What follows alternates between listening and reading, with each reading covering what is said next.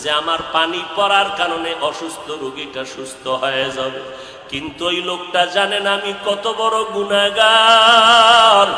আমার গুনার খবর যদি জানতো, কেউ আমার কাছে এসে পানির জন্য দাঁড়ায় থাকতো না রে আল্লাহ। ও আল্লাহ, আপনি জানেন আমি কত বড় অপরাধী, আমার গুনার খবর আমার মা বাবা ভাই বোনেরা কেউ জানে না, আপনি জানেন রে আল্লাহ। জানার পরেও তো রাগ করিয়া পানি বন্ধ করেন নাই, বাতাস বন্ধ করেন নাই। আজকে এই ময়দানের মধ্যে মনে হয় আমার মতো গুনাহগার কেউ নাই। তওবার নিয়ত করে ফেললাম রে আল্লাহ, জীবনে আর নামাজ ছাড়বো না, বেপরদায় চলবো না, আর মা বাবাকে কষ্ট দিব না, উলামায়ে আহলে হকের বিরুদ্ধে যাব না। আল্লাহর কাছে তওবার নিয়ত যদি করে দুফোঁটা চোখের পানি ছেড়ে দাও, আল্লাহ বলেন আমি সাথে সাথে তোমার জীবনের গুনাহগুলো মাফ করে দিব।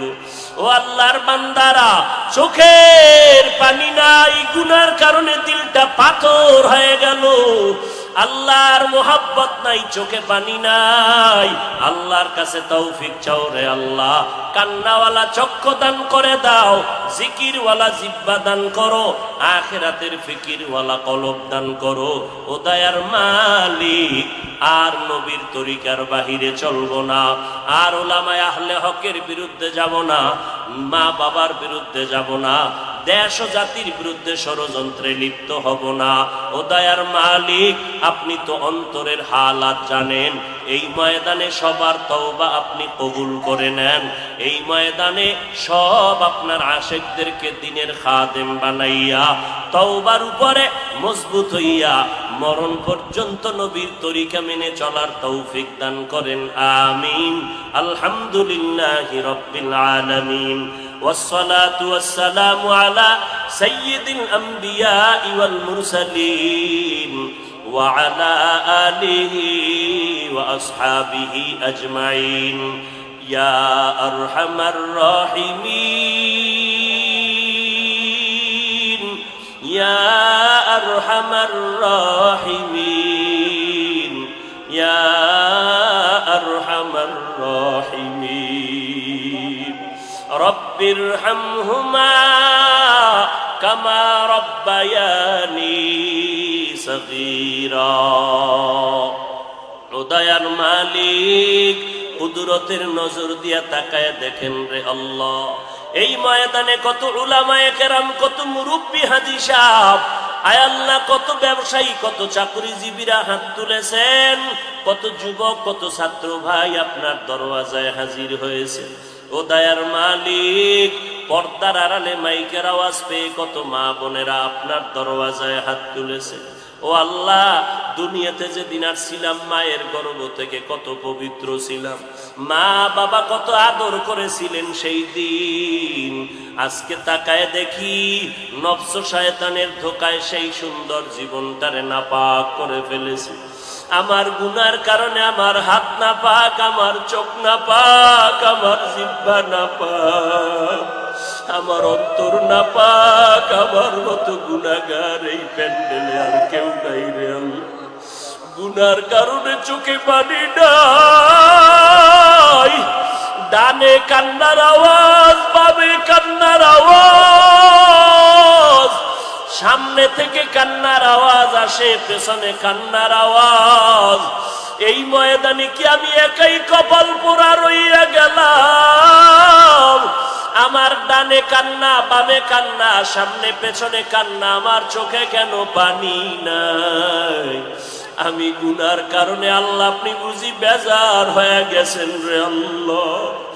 আমার গুনার কারণে আপনি বেজার হইয়েন না রে মালিক। এই চেয়ারে বসিয়া কথা বলার এলেম নাই, আমল নাই, কোন যোগ্যতা নাই রে আল্লাহ। আপনি দয়া করে সম্মানের জায়গায় বসাইছে, গুনার কারণে মাহরুম করিয়া দিয়েন না রে আল্লাহ। ইলম, হিলম, হিকমত, আমলের মধ্যে বরকত বাড়ায় দেন আল্লাহ। আয় আল্লাহ, উলামায়ে কেরামদেরে কবুল করে নেন, হাজী সাহেবদেরে কবুল করে নেন রে আল্লাহ। আমার ব্যবসায়ী, চাকরিজীবী, যুবক, ছাত্র ভাইদের কবুল করে নেন আল্লাহ। আপনদের কবুল করে নেন, সারা দুনিয়াবাসীকে দয়া করে মাফ করে দেন আল্লাহ। বাংলাদেশ শান্তির দেশ বানায় দেন। আয় আল্লাহ, দেশের জন্য, দিনের জন্য যারা জীবন দিয়েছে তাদেরকে মাফ করে দেন আল্লাহ। এখনো যারা চেষ্টা করে কবুল করে নেন। আয় আল্লাহ, প্রশাসনিক ভাবে যারা কাজ করে দিনের খাদেম বানায় দেন। সরকার বাহাদুর থেকে সব জনপ্রতিনিধিদেরকে দিনদার বানায় দেন। রিয়া হাসাদ কিবির দূর করে ইখলাস দান করেন আল্লাহ। ও দয়ার মালিক, এই ময়দানে কি আপনার পছন্দের কোন গোলাম নাই? আয় আল্লাহ, গুনার কারণে আজ আমার ঘরের মানুষ অসুস্থ, গুনার কারণে বুঝি আমার কারণে আমার বাসের মানুষগুলো কষ্ট পায়। ও দয়ার মালিক, তওবা করেছি আর গুনাহ করব না রে আল্লাহ। ও আল্লাহ, তওবা করেছি আর গুনার কাছেও যাব না রে আল্লাহ। শয়তানের ধোঁকায় তওবা ভেঙে ফেলেছি, ধরে রাখতে পারি না রে আল্লাহ। আজ এই মজলিসে আবার খাঁটি তওবা করে ফেললাম রে আল্লাহ। এ জীবনে না করিলাম বন্দেগি, গুনাহ করে কাটাইলাম জিন্দেগি। তওবা করে আবার তওবা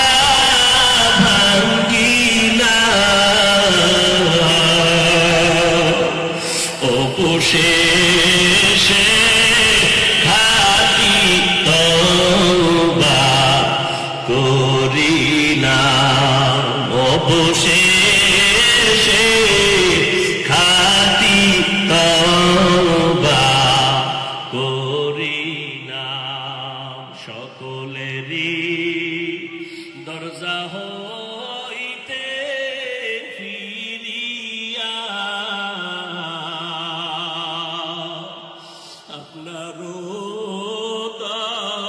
দরজায় রইলাম পড়িয়া। আপনি যদি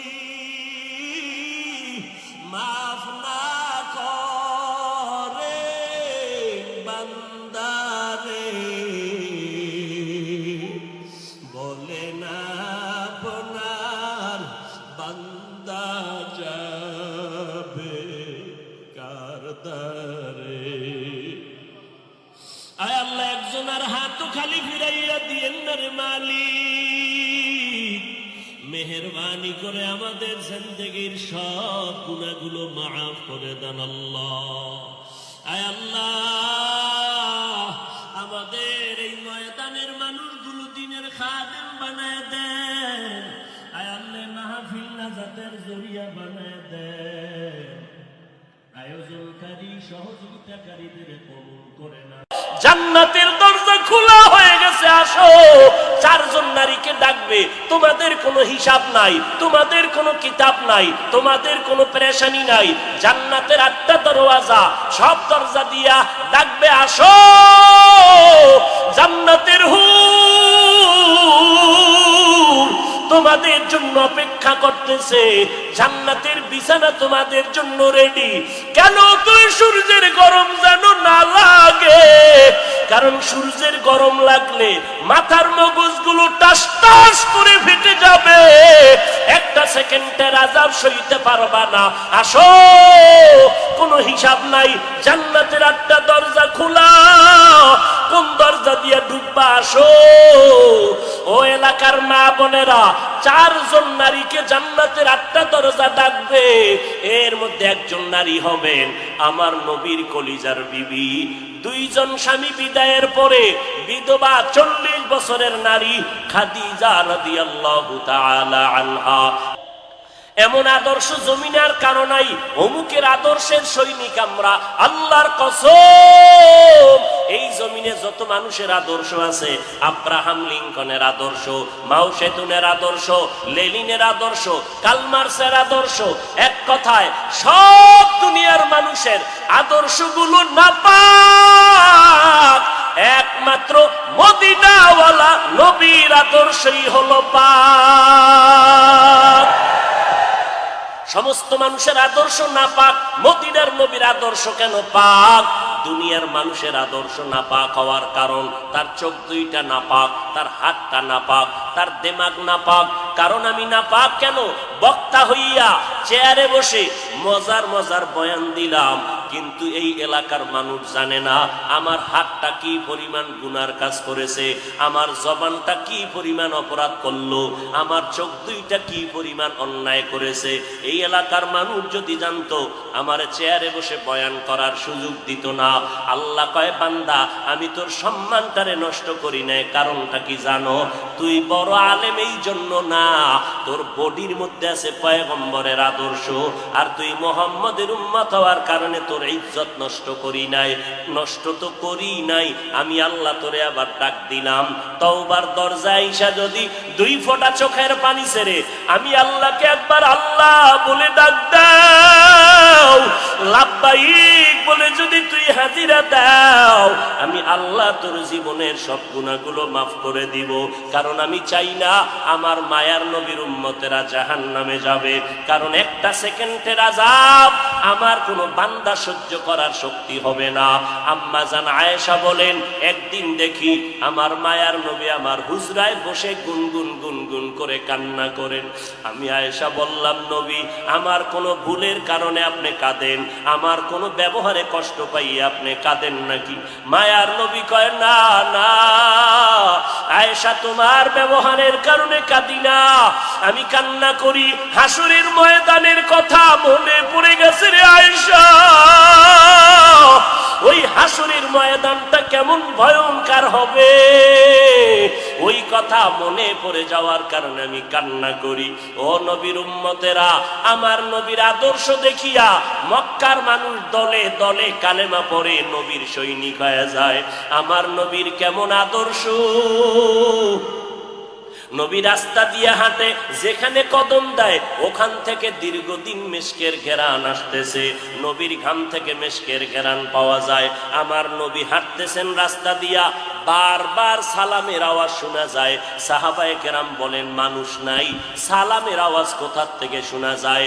নবী বলেন, ও সাহাবায়ে কেরাম, আমি মুহাম্মদের সুসংবাদ পাইয়া জঙ্গলের হরিণ আমারে সালাম দিয়েছে, জঙ্গলের বাঘ আমারে সালাম জানিয়েছে, জঙ্গলের প্রাণীরা আমারে সালাম দেয়।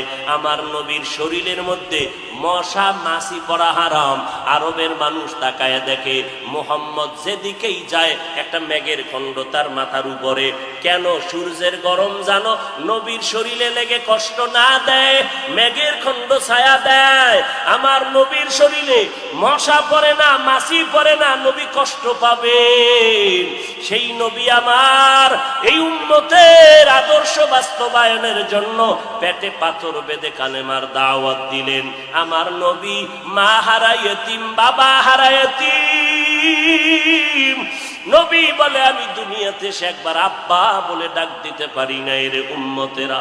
6 বছরে মা হারায় ফেললাম, 8 বছরে আমার দাদাকে হারায় ফেললাম। আমার আরবের মধ্যে কেউ নাই, চারদিকে আমার দুশমন। আমি কালেমার দাওয়াত নিয়ে কোথায় যাব? আমি ঘরের মধ্যে বসে কাঁদতেছি। ওই সময় আমার এক আপন, আরবের মধ্যে আর আপন আমার কেউ ছিল না। 2 জন স্বামী বিদায়ের পরে একজন নারী, 40 বছরের বিধবা নারী খাদিজা। আমি মুহাম্মদ 25 বছরে তাকে বিয়া করে নিলাম, আল্লাহর আদালতে অনুমতি নিয়ে বিয়া করে ফেললাম। ওই খাদিজা আমার কান্নার কারণ জিজ্ঞেস করলেন, নবী কেন কান্না করেন? ও খাদিজা কান্দি কেন? আল্লাহ আমাকে কোরআনের আলো দান করেছেন, আমি এখন কালেমার দাওয়াত দিব, আমার এই দাওয়াতকে গ্রহণ করবে। আমার ঘরে বাইরে চতুর্পার্শ্বে দুশমন, আমি কার কাছে দাওয়াত নিয়ে যাব? আম্মা জান খাদিজা চিৎকার দিয়া বলে, নবী কোনো পেরেশান হবেন না, এই জমিনের মধ্যে কেউ যদি আপনার কালেমার দাওয়াত না নেয়, আমি খাদিজার হাতটা ধরিয়া আপনি আমাকে প্রথম দাওয়াতটা পড়াইয়া দেন, কালেমা পড়াইয়া দেন। এই জমিনে মরিয়াও যদি যায় ইতিহাসের পাতায় থাকবে মুহাম্মদের হাতে প্রথম দাওয়াত গ্রহণকারিনী কোনো পুরুষ না, তিনি একজন মহিলা। কিয়ামতের ময়দানে মদিনার নবী বলেন, জান্নাতের 8টা দরজা যখন খুলিয়া 4 জন নারীকে ডাকবে, আসো, জান্নাতের দরজা খোলা হয়ে গেছে, আসো। 4 জন নারীকে ডাকবে, তোমাদের কোনো হিসাব নাই, তোমাদের কোনো কিতাব নাই, তোমাদের কোনো পেরেশানি নাই। জান্নাতের 8টা দরওয়াজা, সব দরজা দিয়া ডাকবে, আসো, জান্নাতের হুর তোমাদের জন্য অপেক্ষা করতেছে, জান্নাতের বিছানা তোমাদের জন্য রেডি। কেন? তুই সূর্যের গরম যেন না লাগে, কারণ সূর্যের গরম লাগলে মাথার মগজগুলো টাস টাস করে ফেটে যাবে, একটা সেকেন্ডের আযাব সইতে পারবা না। আসো, কোনো হিসাব নাই, জান্নাতের 8টা দরজা খোলা, কোন দরজা দিয়ে ঢুকবা, আসো। ও এলাকার মা বোনেরা, 4 জন নারীকে জান্নাতের 8টা দরজা ডাকবে, এর মধ্যে একজন নারী হবেন আমার নবীর কলিজার বিবি। 2 জন স্বামী বিদায়ের পরে বিধবা 40 বছরের নারী খাদিজা রাদিয়াল্লাহু তাআলা আনহা। ওই খাদিজা ডাক দিয়া কয়, ও নবী, আপনার হাতের কালেমার মুসলমান আমি একজন হয়ে গেলাম। নবী এবার কান্না বন্ধ করে বের হয়ে গেলেন। আর আমার দুঃখ নাই, আমার খুঁটি যখন মজবুত হয়ে গেল, আমার ঘরের চৌকাঠ যখন মজবুত হয়ে গেল, এখন আমি দাওয়াতে নেমে গেলাম। মায়ার নবী দৌড়াইয়া মানুষের দ্বারে দ্বারে গিয়া গোপনে গোপনে দাওয়াত দেয়। হাঁটতে হাঁটতে হাঁটতে হাঁটতে আমার নবী পাথরওয়ালা জমিন পারাইয়া তায়েফের ময়দানের কিনারায় দাঁড়ায়। কয়, তোরা আমারে চিননি, আমি মক্কার মুহাম্মদ, আমি এক আল্লাহর দাওয়াত দিয়েছি, গ্রহণ করো। এই আসমানের মালিক আমার আল্লাহ, এই জমিনের মালিক আমার আল্লাহ, ওই একটা আল্লাহ, আর কোনো আল্লাহ নাই। ওই আসমানের মালিকের পক্ষ থেকে আসছি, কবুল করে নাও।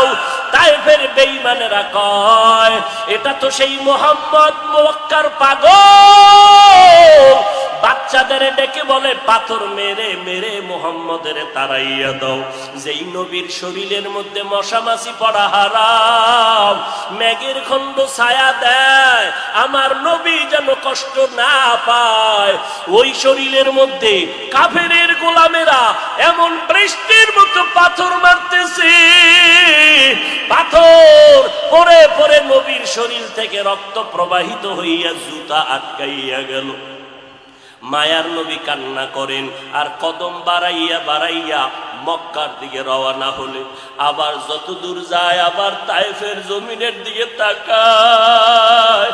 আর আমার মায়ার নবী চোখের পানি ছেড়ে কান্না করে আর বলে, উদয়ার মালিক,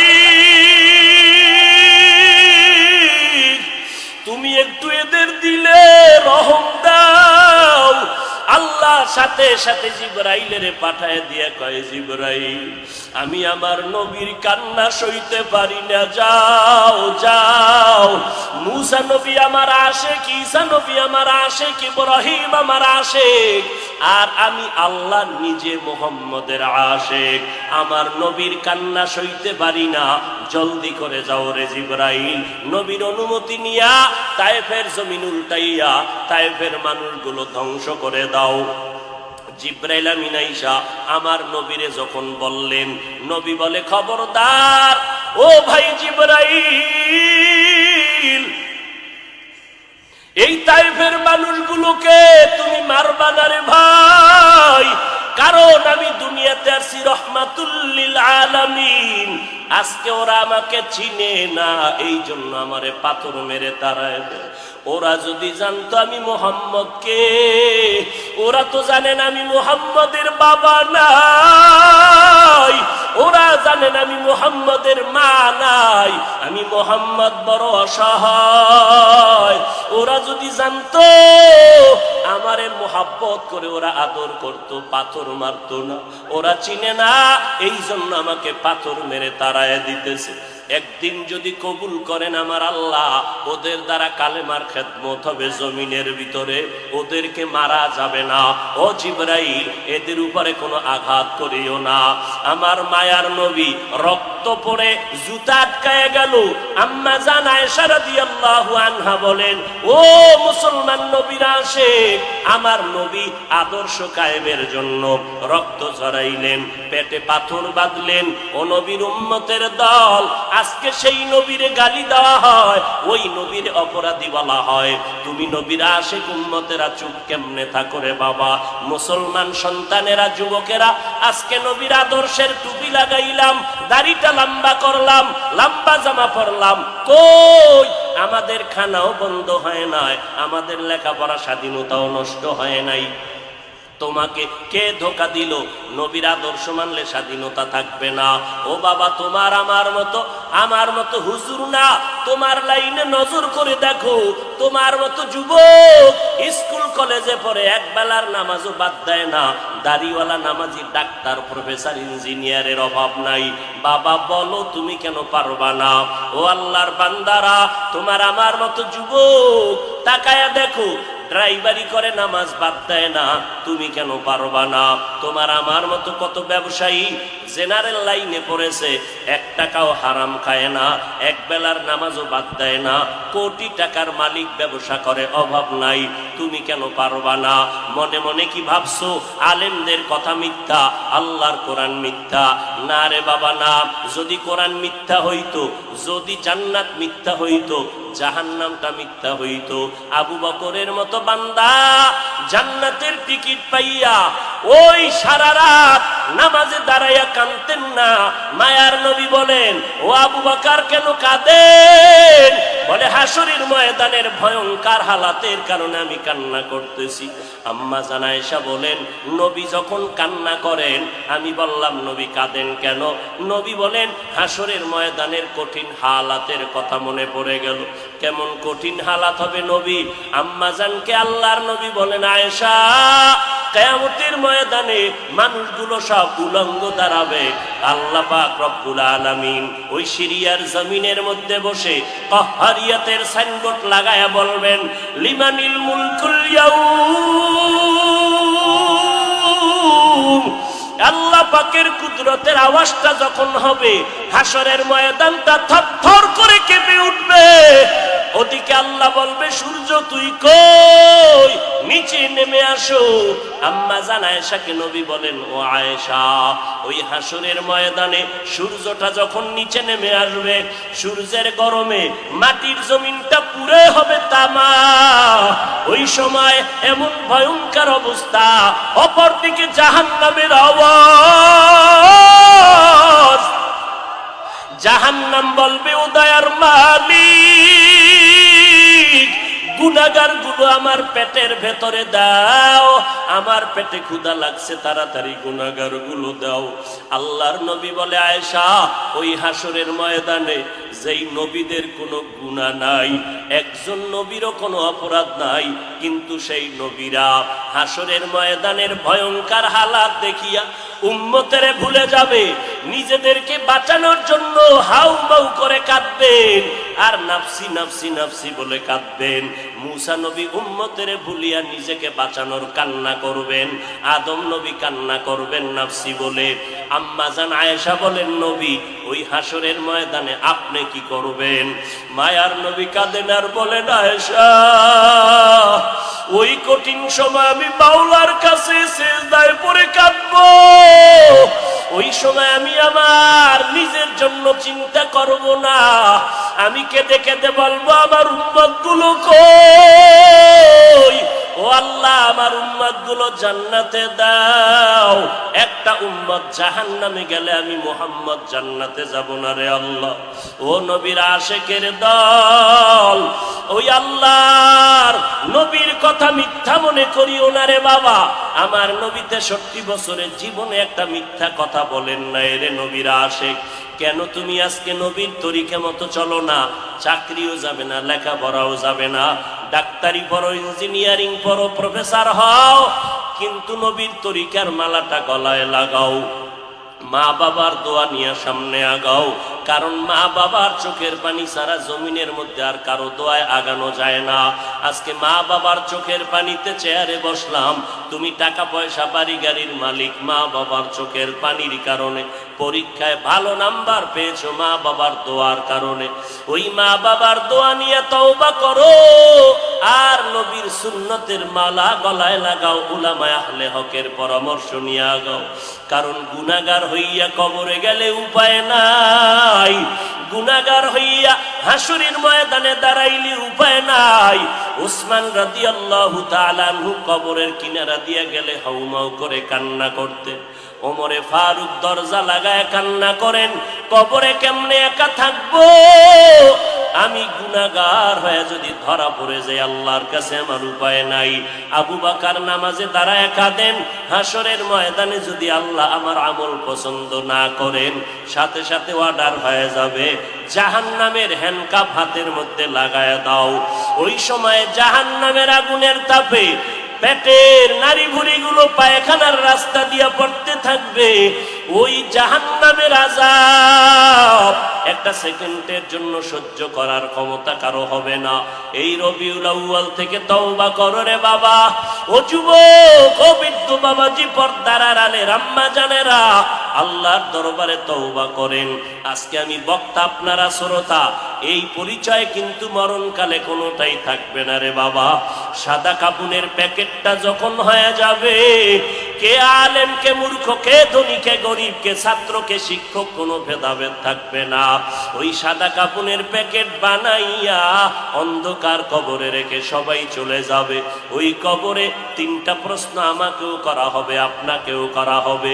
জবাব যদি দিতে না পারি, মদিনার নবী বলেন সাথে সাথে কবরের সাথে জাহান্নামের দরজা খুলে যাবে।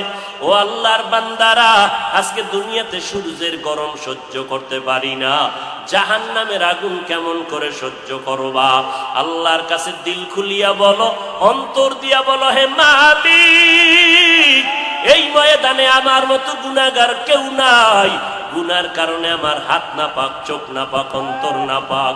ও আল্লাহ, তুমি আমাকে মাফ করে দাও আল্লাহ।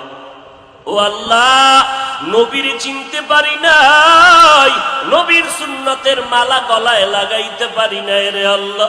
মানুষ কত সম্মান করে, হুজুর বলিয়া সম্মান করে, কত